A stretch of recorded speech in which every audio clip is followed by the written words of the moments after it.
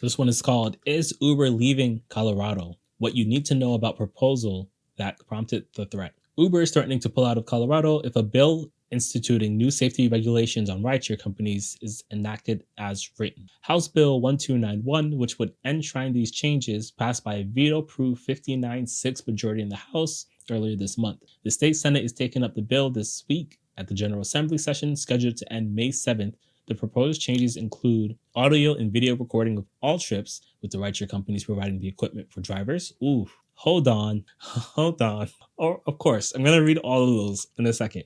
Whew, that was rough. A lot has changed since I last read this Colorado rideshare bill thing. Let me say something. There are times where I'm the villain and it seems like I'm protecting Uber and Lyft. And I spent a lot of time being the villain during the Minneapolis pay increase discussion. And I want to make it clear. There is a difference between what I want to happen and what I think will happen.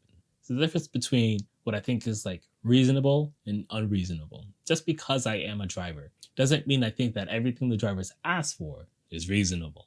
And I think that an important part of getting what you want is by being reasonable. Now, during the Minneapolis situation, I believed that artificially increasing the pay in a way that doesn't make sense, or by being unreasonable, will lead to drivers making less money overall. That's exactly what happened. I had a lot of fights and debates with people who thought I was a shill, thought I was just supporting Uber and Lyft when it wasn't the case. I just understood economics. I understood supply and demand. And it turns out I was right. Not because I wanted to be right, because I'm mapping cause and effect. I'm looking at, hey, this is what happens when you do this, and this is the outcome that's likely to happen. And of course, it's an educated guess. I might be wrong eventually sometime, but I just want to throw that out there. I want to revisit my track record that there are times when people thought I was the enemy because I was being realistic. I already have a very strong feeling that I'm about to identify some unreasonable things in this bill, and we're going to talk about it. So an audio and video recording of all trips with the rideshare companies providing the equipment for drivers. They lost me here. Providing the equipment for drivers. Now, I will say Uber did put out something where you can record from your phone. That's cool. I think that's pretty dope. But I don't think Uber and Lyft should be responsible for providing the equipment for drivers. We are 1099. We're not employees. And I do believe that every driver should have a dash cam, but I don't believe it needs to be provided by Uber and Lyft. The next change is a ban on drivers offering or providing snacks or water to passengers. What the hell? Why do they want to ban drivers offering provisions to passengers? Who wrote this bill? Next, mandatory safety screenings of drivers every 6 months. That's fine, but whatever. I'm whatever on that. I'm not against that. I'm not for it. As a driver, it seems to be more of a hassle, but for passengers, it'd be safer for them. Fine, whatever. More stringent verification that the driver is actually the person the account belongs to. Fine.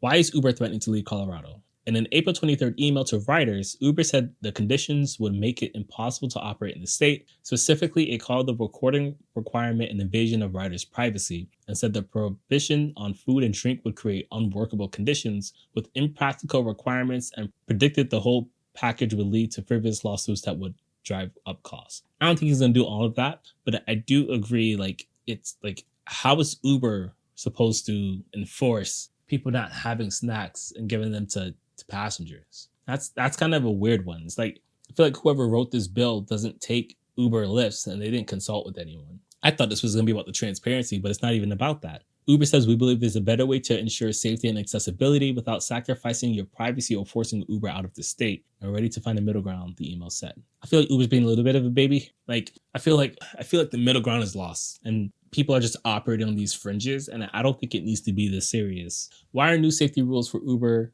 being proposed in Colorado? State Rep Jenny Wilford introduced the bill in January, has said rideshare companies need to do more to protect passengers. She sued Lyft in January, alleging she was sexually assaulted by a driver using someone else's account in 2024. And that's bad. That needs to be dealt with. But snacks, I don't see how snacks led to that. In a statement posted to her Instagram account on April 24th, Wilford called Uber's threat to leave Colorado a cynical and disheartening move by a multi-billion-dollar company to turn their back on survivors rather than implement real safety measures, like banning snacks. Wilford said legislators have worked with Uber in good faith for months and accepted many of their amendment requests, including a full write-up of the bill. So from this perspective, I will say I understand why she wants Uber to provide recording equipment, right? I get that. From the from the safety of the passenger, I get that, right? And I know I made a couple jokes already about the snacks, but I still don't understand the snacks part. So, given the gravity of these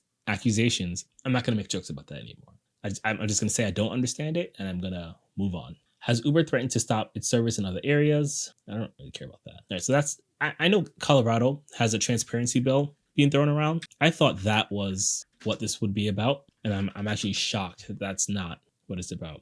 In Colorado, Uber is facing legal challenges over new laws aimed at increasing transparency for rideshare drivers and passengers. These laws, Senate Bill 24075 and House Bill 2411129, require Uber to disclose detailed fare breakdowns, including the total amount paid by the rider, the amount the driver receives, and the tip amount on a single screen. Additionally, they mandate the disclosure of the total distance and time a ride is expected to cover before a driver accepts it. Generally speaking, I'm on board with the Colorado transparency bill. There are a couple things that are a little weird in there, but for the most part, I'm on board with this. So it's interesting to see Colorado have something else that's kind of like I did not see coming. So we'll definitely keep up with that, and we'll see what's happening elsewhere.